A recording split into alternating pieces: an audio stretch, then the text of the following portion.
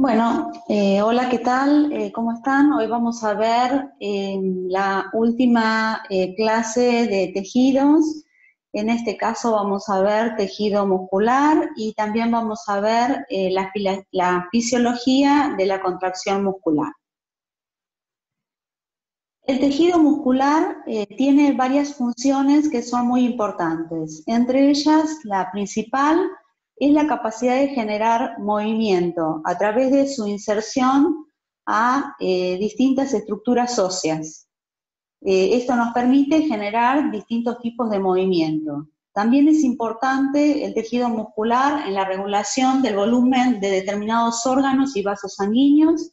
En este caso es de fundamental importancia el tejido esquelético cardíaco, que permite los movimientos del corazón, y también del tejido muscular liso, que regula el volumen de los vasos sanguíneos. El tejido muscular también tiene importancia en la generación del calor, el calor que se genera a través del movimiento. Dentro de esta función es muy importante, por ejemplo, la generación de calor por termogénesis tiritante. El tejido muscular tiene características que le son propias y algunas que comparte con el tejido nervioso.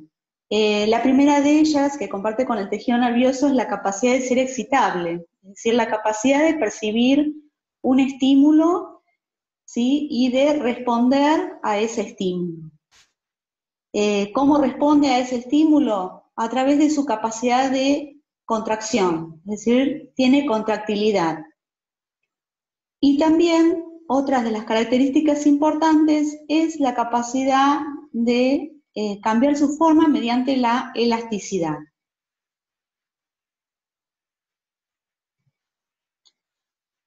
Vamos a tener dos tipos principales de tejido muscular: el tejido muscular estriado y el tejido muscular liso. El tejido muscular estriado se divide a su vez en tejido muscular esquelético y tejido muscular cardíaco. La célula muscular esquelética se caracteriza por ser una célula alargada, de forma cilíndrica, que presenta un gran número de estriaciones, estas que vemos acá, estriaciones claras y oscuras. Y además presenta un gran número de núcleos en la superficie, por debajo de lo que es la membrana plasmática. Esta gran cantidad de núcleos se debe a que la célula muscular esquelética tiene su origen en la fusión o unión de varias células que se conocen con el nombre de mioblastos. Esto hace que se forme un sincicio estructural.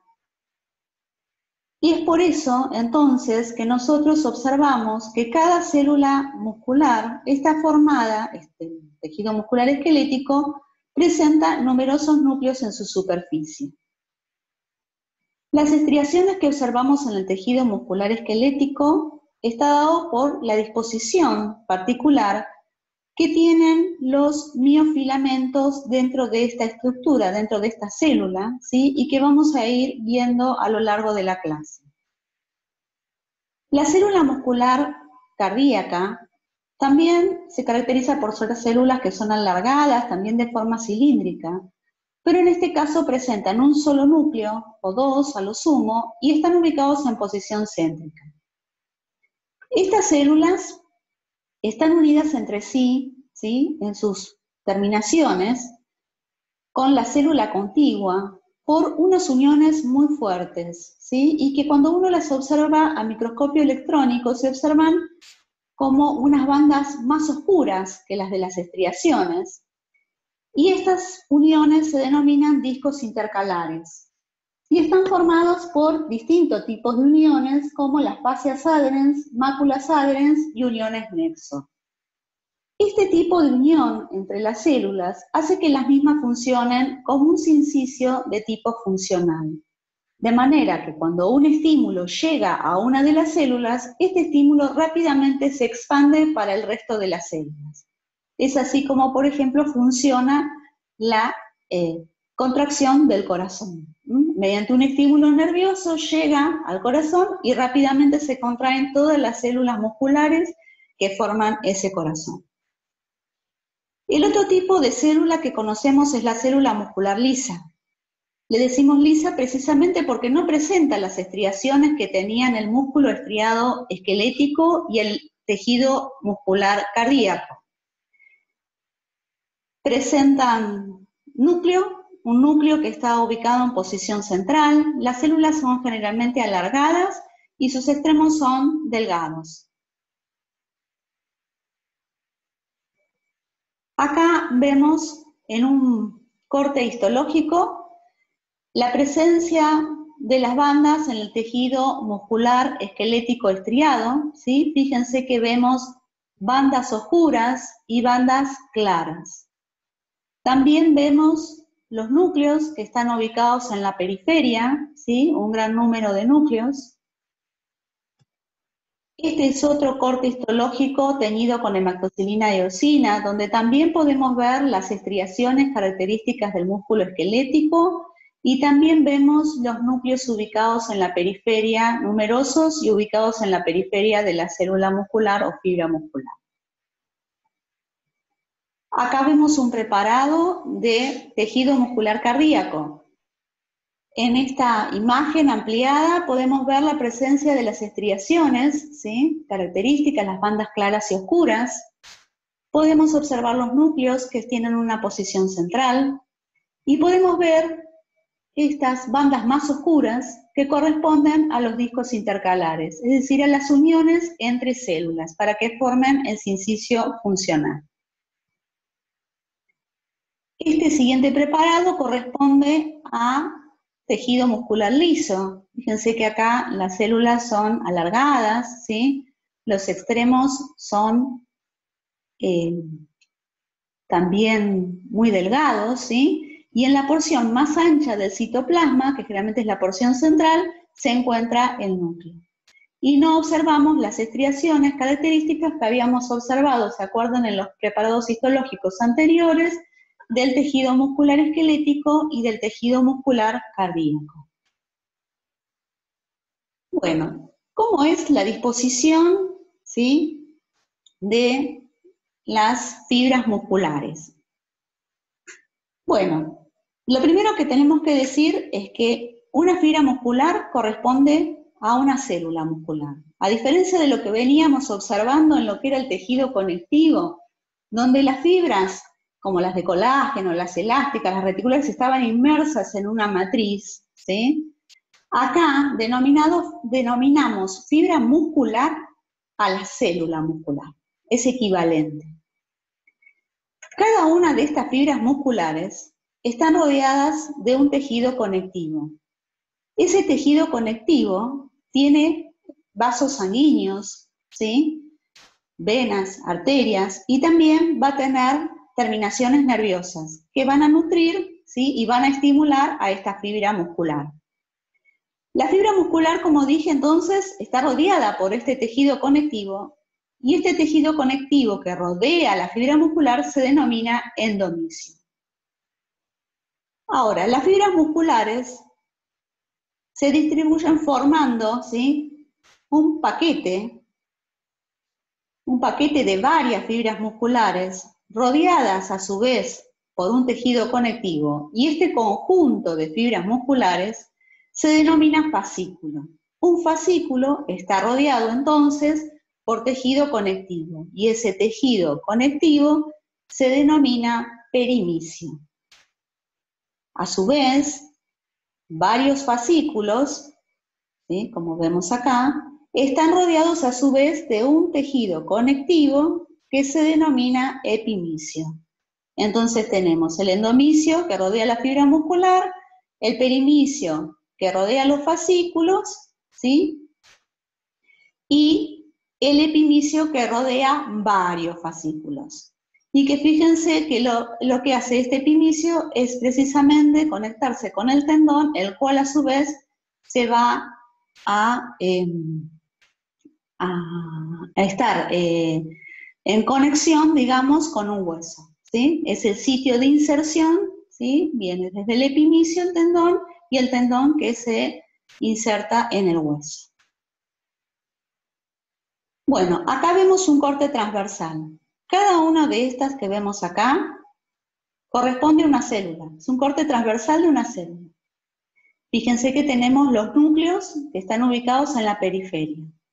Y rodeando a cada una de estas fibras musculares, está rodeada por un tejido conectivo que denominamos endomisio.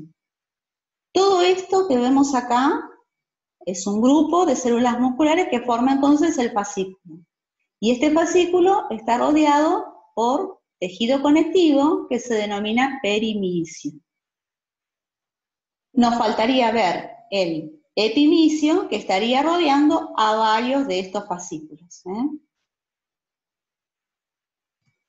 Bien, ahora vamos a irnos hacia adentro, ¿sí?, de lo que es el músculo, y vamos a la célula, la fibra muscular.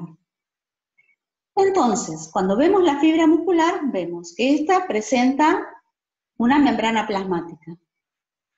Ahora, la membrana plasmática de la célula muscular, de la fibra muscular, se denomina sarcolema. Este sarcolema se invagina en determinados puntos de la célula muscular, de la fibra, para formar lo que se denominan túbulos T, que se dirigen hacia el interior del citoplasma, que ahora lo vamos a llamar sarcoplasma. En el interior del citoplasma, del sarcoplasma, vamos a tener un gran número de miofibrillas. Las miofibrillas son las unidades estructurales de la fibra muscular. Y estas miofibrillas están formadas por dos tipos de filamentos, los filamentos gruesos de miosina y los filamentos delgados de actina, que tienen una disposición muy particular dentro de la fibra muscular, que es lo que nosotros observamos como las bandas claras y oscuras.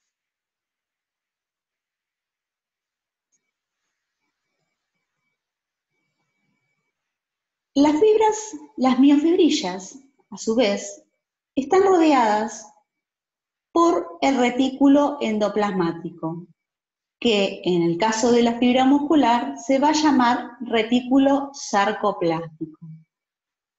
¿Sí? Sarco significa, ¿sí?, o se origina desde el griego y significa carne, ¿sí? Es así como se designan las partes blandas de un animal. Por eso que tenemos un sarcoplasma, un sarcolesma y un retículo sarcoplásmico. Bueno, volviendo a lo que es el retículo sarcoplásmico, dijimos que está rodeando a estas miofibrillas. Es una red muy extensa de tubos que se anastomosan entre sí y que vamos a ver que hay lugares donde la anastomosis es total y se forman lo que se denominan cisternas. Estos puntos que estoy señalando acá, ¿sí?, con el puntero. Y entre medio de esas dos cisternas que estoy señalando, se presenta esta invaginación del sarcolema que denominamos túbulo T. El conjunto de túbulo T y de dos cisternas del retículo sarcoplásmico se denomina tríada. Algo característico de las fibras musculares es que vamos a ver una gran cantidad de mitocondrias. Estas mitocondrias son muy importantes porque son las que van a generar el ATP. ATP que va a servir como fuente de energía para que se produzca la contracción muscular. Por otro lado, el retículo sarcoplásmico, que como dije es muy extenso, presenta en su interior altas concentraciones de calcio, un ion que también vamos a ver es muy importante para el mecanismo de la contracción muscular. Bueno, dijimos anteriormente que las miofibrillas estaban formadas por filamentos. filamentos gruesos de miosina y filamentos delgados de actina. Y que la disposición de esos filamentos hacía que nosotros observáramos al microscopio óptico la presencia de estas bandas claras y oscuras. Estas bandas gruesas que estamos observando acá y que denominamos líneas Z, corresponden a una estructura funcional, ¿sí? A la unidad funcional de la fibra muscular o de la miofibrilla que denominamos sarcómeros, y que se caracteriza por tener una banda central, ¿sí? Una banda central A, que está formada por fibras gruesas de miosina, y a los costados de ella vamos a ver fibras de actina, ¿sí? Que forman la banda I. La banda I es toda esta banda clara que vemos acá y que está dividida, digamos, por este sarcómero, por esta línea Z, que corresponde al borde del sarcómero. Entonces, el sarcómero está formado por una banda A y por bandas I, a ambos lados. Ahora vamos a ver en mayor detalle cómo es esta estructura.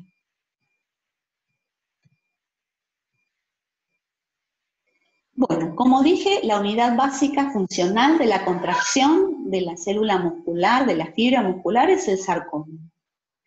Entonces vamos a ver las líneas Z, ¿sí? Unas líneas muy fuertes, que son las líneas Z. En el medio tenemos la banda A, constituida por las fibras, las miofibrillas de miosina, y las bandas I, que son las bandas claras, y están formadas por los filamentos de actina. En el medio de la línea M vamos a ver una banda más clara. ¿Por qué la observamos más clara? Porque si ustedes se fijan, la banda A tiene en sus extremos una superposición de filamentos de miosina y de filamentos de actina. Sin embargo, en la parte media no existe superposición de las bandas de miosina con las de actina. Solo tenemos bandas de miosina. Esta zona donde no tenemos, esta zona dentro de la banda A, donde no hay superposición de filamentos de actina con de miosina, y solo tenemos los filamentos de miosina, se denomina banda H.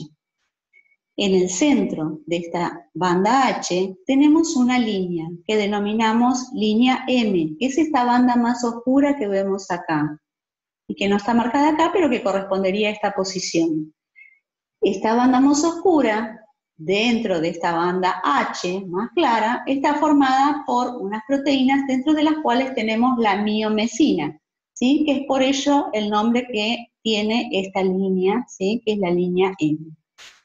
Entonces tenemos la banda I solo formada por filamentos de actina, ¿sí? En el medio de esa banda tenemos la línea Z, que delimita el sarcómero.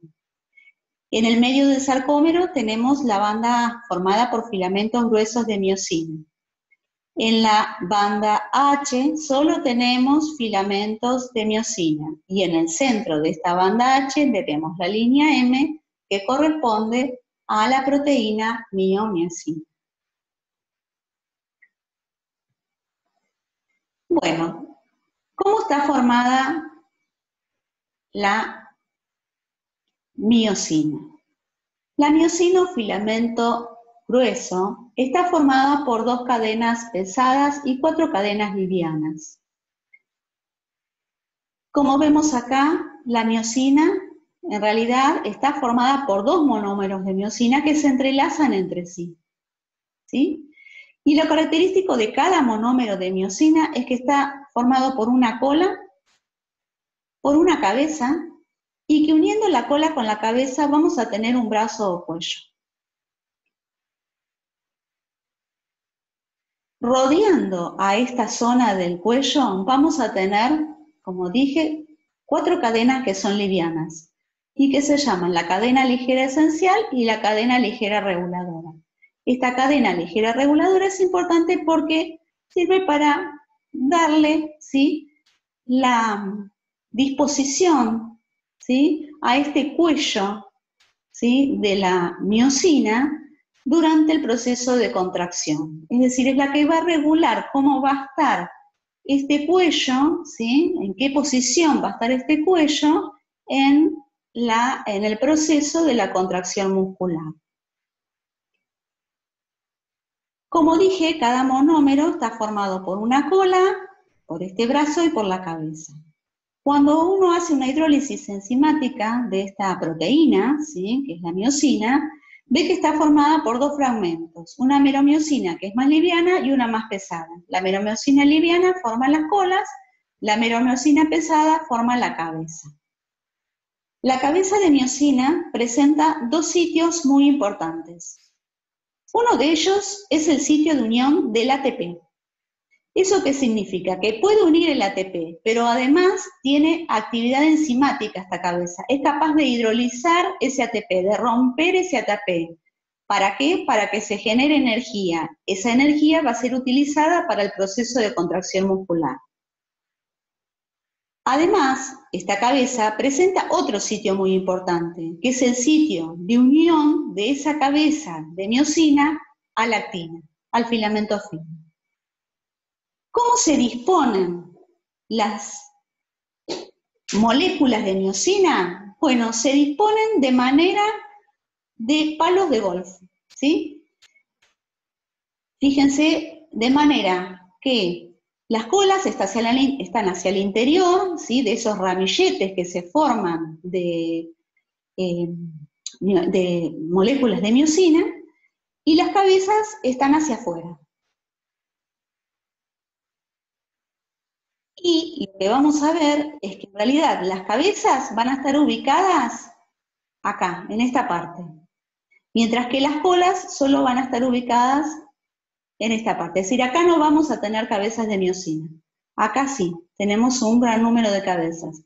Y estas cabezas precisamente son importantes porque son las que se van a relacionar con los filamentos finos de actina.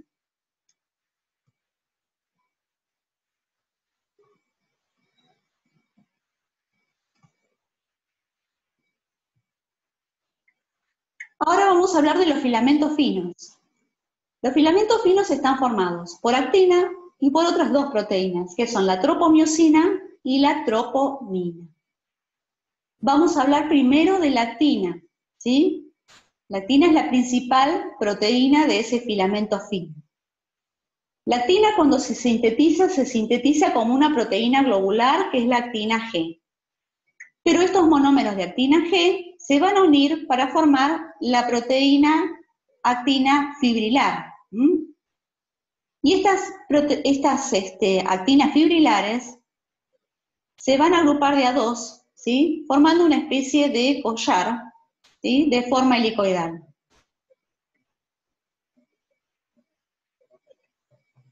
Ahora, como dije, los filamentos finos están formados, además de la doble hélice esta de actina, ¿sí?, por otras proteínas que son la tropomiosina, que también se presenta como dos proteínas, dos subunidades entrelazadas, ¿sí? Y esta tropomiosina, si ustedes se fijan, se encuentran entre las dos hebras de actina F, ¿sí? Se ocupan los espacios entre estas dos actinas F que están entrelazadas entre sí. Y además de la tropomiosina, tenemos el complejo de troponina. La troponina está formada por tres subunidades. La troponina T, que se llama T, fíjense porque ¿con quién está relacionada? Con la tropomiosina. Después tienen una troponina C, que se llama C porque tiene una gran afinidad para unir calcio, y una troponina I, que lo que hace es estar obturando, ¿sí?, o impidiendo la unión de la cabeza de miosina a la actina. Entonces, la importancia de este complejo de troponinas es que cuando el calcio se une a la troponina C, ocurre un cambio conformacional, un cambio de formas de estas troponinas. De manera que la troponina T lo que hace es, mediante este cambio que sufre, es desplazar a la tropomiosina de su sitio, ¿sí? Y hace que la troponina I también se desplace donde se encontraba y libere entonces el lugar para que se una la cabeza de miosina a la actina, que es lo que dice acá, ¿sí? Sitio de unión de la miosina. Fíjense que tanto la tropomiosina como todo este complejo está tapando ese sitio de unión. Pero cuando llega el calcio, cuando se une calcio, cuando hay calcio disponible en el citoplasma, ese calcio se va a unir a la troponina C y entonces va a ocurrir todo un cambio de conformación de todas estas subunidades que hace que este sitio sea desbloqueado. Acá vemos en mayor detalle cómo está formado este complejo, ¿sí? Y cómo es que obtura un poco ese sitio. Fíjense que acá tenemos, ¿sí?, la proteína lactina, ¿sí? Acá están las proteínas, las actinas G, ¿sí?, que están formando las cadenas de actina fibrilar. Fíjense que tenemos dos cadenas de actina fibrilar y que entre medio de ellas tenemos en azul lo que es la tropomiosina. Y tenemos el complejo troponina. Fíjense que tenemos una subunidad que se llama troponina T, que está entre medio de lo que sería esta tropomiosina, una troponina C, que es la que va a unir el calcio, y esta troponina I, que está obturando el sitio de unión de la actina por la miosina. Entonces, cuando esta une calcio, se cambia de conformación, hace que esta también cambie de conformación, desplaza, por lo tanto, la tropomiosina, y de esta manera también la troponina I sale del sitio de donde se encuentra y permite que la cabeza de miosina se una a la actina. Además de las proteínas que hemos mencionado, que forman los filamentos finos y los filamentos gruesos, los filamentos finos de actina y los gruesos de miosina, vamos a ver otras proteínas. Bueno, estas proteínas se denominan proteínas accesorias. ¿Cuál es la importancia de estas proteínas accesorias? Bueno, la importancia que tienen es que permiten la fijación y el alineamiento de estos filamentos, tanto de los finos como de los gruesos, dentro de esta estructura del sarcómero, ¿sí? Es decir, que esta estructura siempre se mantenga del mismo modo, tanto en reposo como cuando se produce la contracción. Y vamos a tener varias de estas proteínas. Tenemos, por ejemplo, la tropomodulina, que forma un casquete, ¿sí?, en el sitio un casquete en el filamento de actina, en el filamento fino de actina, en relación casi con la línea M, ¿sí? Y esta tropomodulina, a su vez, se encuentra unida con otra proteína que se llama nebulina. Y esta nebulina une, ¿sí?, toda esta actina a la línea Z. Entonces, de esta manera la mantiene siempre en esta posición. La otra proteína que es importante en mantener la actina en su lugar es la alfa-actinina, que lo que hace es unir a esta actina con la línea Z.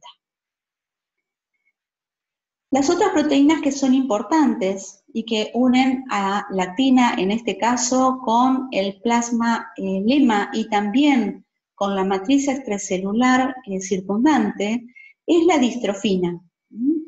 Esta distrofina une la actina con estas membranas, con estas proteínas transmembranas, que son los sarcoglucanos y los distroglucanos.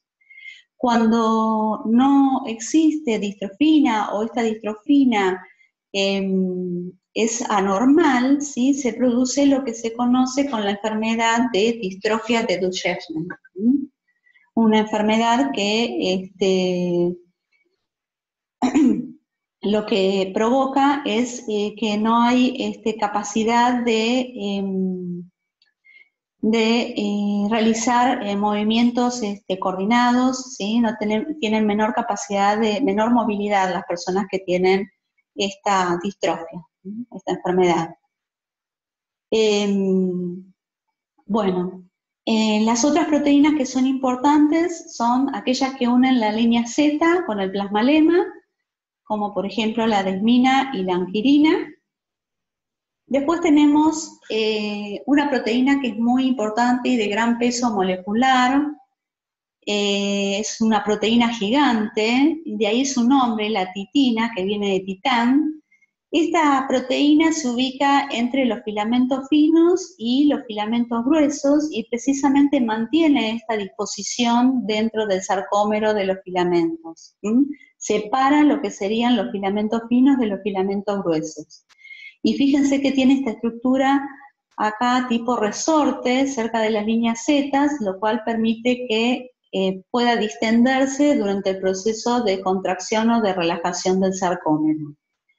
Después, dentro de la línea M, ya habíamos mencionado las proteínas de la línea M, la principal, la miomesina, también tenemos la proteína M y la oscurina, ¿sí? A ambos lados de la línea M tenemos otras proteínas que se denominan proteínas C.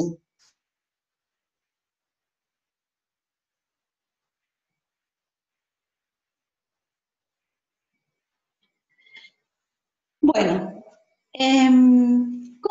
para ver cómo se produce la contracción muscular, vamos a ir viendo paso a paso, ¿no? Cómo es que se inicia, digamos, este proceso de contracción muscular. Lo primero que ocurre es que llega una señal a partir de una neurona motora que emite una señal a la unión neuromuscular, ¿sí? Y esta información es transmitida a través del túbulo T. ¿Se acuerdan que habíamos dicho que el túbulo T era una invaginación de la membrana plasmática, del sarcolema, y que estaba en íntimo contacto con lo que era el retículo sarcoplásmico, las cisternas de este retículo sarcoplásmico que junto con el túbulo T formaban la tríada. Entonces, lo que va a ocurrir es que la información que es transmitida a partir de la neurona motora hacia la unión neuromuscular se va a transmitir precisamente hacia toda esta tríada. ¿Qué es lo que ocurre? Bueno, a partir de la neurona motora se van a liberar neurotransmisores. El principal neurotransmisor es la acetilcolina. Esta acetilcolina lo que provoca es un cambio, ¿sí?, en la membrana, un cambio eléctrico, ¿sí?, conocido como potencial, cambio de potencial de membrana, potencial de acción, que se va a transmitir a partir del túbulo T. Este mensaje, ¿sí?, eléctrico, lo que ocasiona es la apertura de un canal de calcio, ¿sí? Y esa entrada de calcio desde el exterior, ¿sí?, hace que pase ese calcio a través de un receptor que está en íntimo contacto con otro receptor que se ubica en el retículo sarcoplásmico. Para verlo en mayor detalle, lo vemos acá. Decimos, tenemos una señal que llega, ¿sí?, se abre un canal de calcio, ingresa este calcio. Esto hace que cambie de conformación este receptor que tenemos acá, que es un canal de calcio, ¿sí?, que se conoce como receptor de hidropiridina. Y este receptor está muy cercano, mucho más cercano de lo que muestra esta figura, de otro receptor que también funciona como canal de calcio, pero que está ubicado en la membrana del retículo sarcoplásmico, que se llama receptores o canales de anodina. Cuando este modifica su forma, este al estar muy cercano también modifica su forma, y eso hace que se abra el canal. Y entonces el calcio que estaba retenido, este calcio que estaba retenido en contra de concentración, en concentraciones muy altas dentro de este retículo sarcoplásmico, se va a liberar hacia el citoplasma. Una vez que se libera hacia el citoplasma, ¿qué es lo que va a ocurrir? Que se va a unir ese calcio a la troponina C. Y se acuerdan de lo que habíamos visto anteriormente, que ese calcio que se une a la troponina C causa el cambio conformacional de todo el complejo de troponina para que se libere, para que se desplace la tropomiosina y se liberen los sitios de unión de la actina con la miosina. Viste en esta figura, fíjense acá, ¿sí? Habíamos dicho que se abren los canales de calcio, el calcio sale hacia el sarcoplasma, ¿y a dónde se va a unir? Acá, al complejo troponina C, ¿sí? A la subunidad, ¿sí? Del complejo troponina, que es la troponina C. ¿Para qué? Para que se desplace la tropomiosina y queden libres los sitios de unión de la actina a la miosina. Y entonces se produzca la contracción. Fíjense que lo que ocurre cuando hay calcio, ¿sí? Va a ocurrir un desplazamiento, ¿sí? De los filamentos de actina y de miosina, de manera que el sarcómero se va a cortar.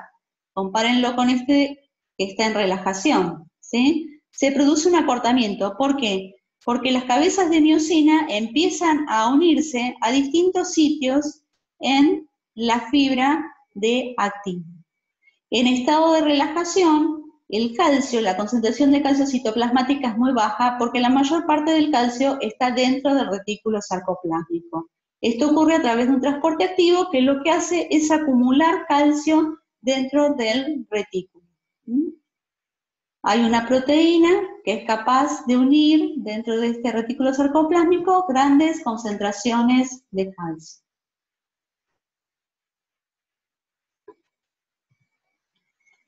Bueno, recuerdan que cuando empezamos yo les dije, bueno, es importante el calcio que está dentro del retículo sarcoplásmico, por lo que vimos recién, porque ese calcio lo necesitamos para que se una a la troponina C y ocurra todo el cambio conformacional que permita liberar los sitios de lactina para que se una a la miosina. Pero además dije que había una gran cantidad de mitocondrias y que esas mitocondrias que estaban dentro de la célula muscular eran necesarias para la producción de ATP, porque el ATP es la otra molécula que también necesitamos para la contracción muscular, porque desde esa molécula de ATP va a provenir la energía necesaria para que se produzca esa contracción muscular. La contracción muscular se produce, o podemos decir que se produce en varios pasos, ¿sí? ¿Qué vamos a ver ahora?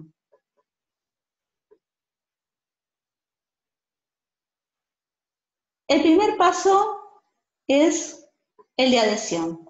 Cuando estamos en una posición que podemos decir que es la inicial, la etapa inicial del ciclo, ¿no? Donde tenemos la cabeza de miosina unida a una molécula de actina, ¿sí? Una molécula de actina G. Fíjense que acá la cabeza está unida al sitio 1. Y lo otro interesante de ver es que el cuello, ¿sí? Hace que la cabeza con respecto a la cola de miosina tenga una disposición de aproximadamente 45 grados. Esta es la etapa de adhesión, ¿sí? La etapa inicial. Acá estamos en ausencia de ATP. No tenemos movimiento, no hay fuerza de contracción, no se genera fuerza de contracción porque no tenemos ATP. Esta es una configuración erguida, se la conoce también como una configuración de rigidez, que es la que caracteriza al rigor mortis, donde no hay movimiento. ¿Por qué? Porque no tenemos ATP, ¿sí? Estamos muertos, no hay generación de ATP, no hay energía. Bueno, la siguiente etapa es la de desacople. ¿Cuándo ocurre el desacople? Cuando llega a ATP. La cabeza de miosina tiene mayor afinidad por el ATP que por la actina. Es decir, que en presencia de ATP, lo que hace la cabeza de miosina es unir a ese ATP. ¿Se acuerdan que había un sitio para la unión del ATP y para la hidrólisis del mismo en la cabeza de miosina? Lo une ahí. Y al unirse, ¿sí? Se desacopla, se rompe, digamos, su unión, se libera de su unión con la actina. Ese ATP comienza a ser hidrolizado para formar adenosindifosfato y fósforo inorgánico. Ahora vamos a la siguiente etapa, la etapa de flexión. La cabeza de miosina, como resultado de la hidrólisis de ATP, es decir, de la formación de adenosín difosfato más fósforo inorgánico, flexiona el brazo, ¿sí?, de palanca de la miosina y asume una posición diferente, que es, fíjense, de aproximadamente 90 grados, ¿sí? Y entonces va a adquirir una posición, esa cabeza de miosina, de 90 grados que le permite acceder al siguiente sitio de unión de la actina, que es el sitio 2. Todavía acá no existe una unión o la unión con la actina es muy débil. Bien. Entonces, esta posición que adquiere de 90 grados la cabeza con respecto a la cola y que le permite ya posicionarse en el siguiente sitio de unión con la actina, es previo a la generación del golpe de fuerza, que es la siguiente etapa. ¿Qué significa este golpe de fuerza? Que la cabeza de miosina se une débilmente, ¿sí?, y se une a la actina 2 generando una fuerza, ¿sí?, a medida que retorna a su posición original. Es decir, fíjense que ahora empieza a doblarse nuevamente esta cabeza con respecto a la cola para tratar de adquirir estos 45 grados que tenía a su inicio, es decir, de 90 grados va a tratar de acercarse de nuevo a estos 45 grados. Esto entonces genera un golpe de fuerza que provoca el desplazamiento, ¿sí?, de la miosina con respecto a la actina por su unión a este nuevo sitio. En este momento ocurre la liberación del fósforo inorgánico. Bien. La siguiente etapa es la liberación del ADP, ¿sí?, y el retorno a la posición original. Se produce entonces nuevamente la readhesión, que es cuando la cabeza de actina ya se une fuertemente a su nuevo sitio de unión a la actina, y el ciclo así se puede repetir sucesivamente. Entonces recuerden que tenemos una etapa de adhesión, ¿sí?, una etapa de rigidez, donde hay una disposición de la cabeza de miosina con respecto a la cola de miosina de 45 grados, que se pierde esta unión de actina con la miosina por la llegada del ATP, porque tiene mayor afinidad la cabeza de miosina por el ATP, que precisamente ese ATP es hidrolizado, ¿sí?, que ocurre entonces un cambio en la posición que tiene brazo, ¿sí?, de manera que puede unirse la cabeza a otro sitio de la actina, que luego el fósforo se libera y entonces se produce la unión de la cabeza de miosina a este nuevo sitio y que este brazo trata de volver a la posición de los 45 grados. Posteriormente se libera el ADP y se retoma entonces a la posición original. Acá vemos en este especie de videíto, ¿sí?, cómo se mueve, fíjense, la cabeza de miosina, como con respecto a su cola, fíjense cómo se dobla para alcanzar nuevos sitios dentro de esta fibra de actina. Y esto está dado por dos causas. Primero, porque es un ATP, ¿sí?, y porque el mismo va siendo hidrolizado y se va liberando el fósforo inorgánico y el ADP.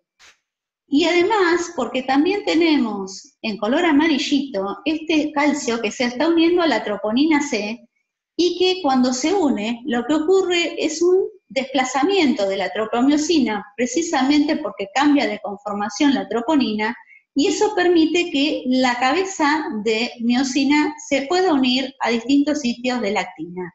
Entonces, fíjense cómo acá estamos uniendo precisamente la importancia del calcio para el cambio conformacional del complejo de troponina para que se desplace la tropomiosina y para que la cabeza de miosina, que es activada ahora por esa hidrólisis del ATP, pueda unirse a distintos sitios dentro de esta cadena de actina y se produzca entonces el desplazamiento de los miofilamentos, lo cual va a producir el acortamiento del sarcómero, ¿sí? Y la contracción muscular. Es eso la contracción muscular, precisamente el acortamiento del sarcómero. Entonces acá vemos un sarcómero estirado cuando el músculo está en reposo, un músculo estirado, ¿sí? Ahora, en presencia de ATP y de calcio, ¿qué es lo que ocurre? El sarcómero se contrae por los procesos que hemos visto anteriormente, ¿sí? Porque hay un movimiento de esa cabeza de miosina que se va a unir a distintos sitios dentro de la actina, ¿sí? Para que se produzca precisamente el acortamiento del sarcómero, ¿sí? Acá van a ver que también figura magnesio, se los aclaro por si acaso, en realidad el sustrato que reconocen la mayoría de las ATPasas, como la que se presenta en la cabeza de miosina, es un complejo magnesio-ATP, y ese sustrato es el que es hidrolizado por la ATPasa. Bueno, ¿hasta cuánto se puede acortar un sarcómero? Como dice acá, se puede acortar hasta un 50%. Acá fíjense en este GIF que es bueno porque se nota precisamente como cuando se produce la contracción, ahora se produce el acortamiento del sarcómero, porque hay un desplazamiento parecido de los filamentos de actina sobre los de miosina. En realidad lo que ocurre es que las cabezas de miosina se van uniendo, ¿sí?, a distintos sitios de esta fibra de actina.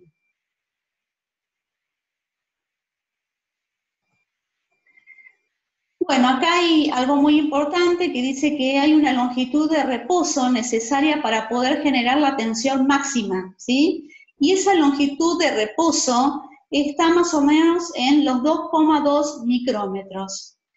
Esta es la longitud ideal, ¿sí?, del sarcómero, ¿sí?, 2,2 micrómetros, porque como dice ahí, es la que nos va a permitir llegar a la tensión máxima. Esta tensión de reposo que permite esta longitud de 2,2 del sarcómero, 2,2 micrómetros del sarcómero, perdón, está dada por contracciones reflejas, ¿sí?, en respuesta a un estiramiento pasivo que tienen todos los músculos. Y esto es lo que se denomina tono muscular, es decir, estas contracciones reflejas que permiten el mantenimiento de esta longitud de reposo del sarcómero es lo que se conoce como tono muscular. Entonces, tenemos una longitud ideal del sarcómero que nos permite lograr la máxima tensión. Si tenemos una menor longitud, fíjense que ya vamos a tener cierta superposición de los filamentos y entonces no vamos a poder generar una mayor tensión, porque no podemos acortar mucho más el sarcómero. Si las tenemos, si la longitud del sarcómero es mayor, los filamentos gruesos y finos van a estar muy separados entre sí. Entonces, por más que se genere un acortamiento, nunca va a ser el mismo, ¿sí?, que partiendo de una longitud de 2,2 micrómetros, ¿sí? No va a haber tanta superposición de filamentos gruesos con los finos. Es por eso que se considera que esta es la longitud ideal del sarcómero para lograr una máxima tensión. Bueno, esto ha sido todo. Espero que les haya resultado clara la explicación. Bueno, y muchas gracias por su atención. Hasta la próxima clase.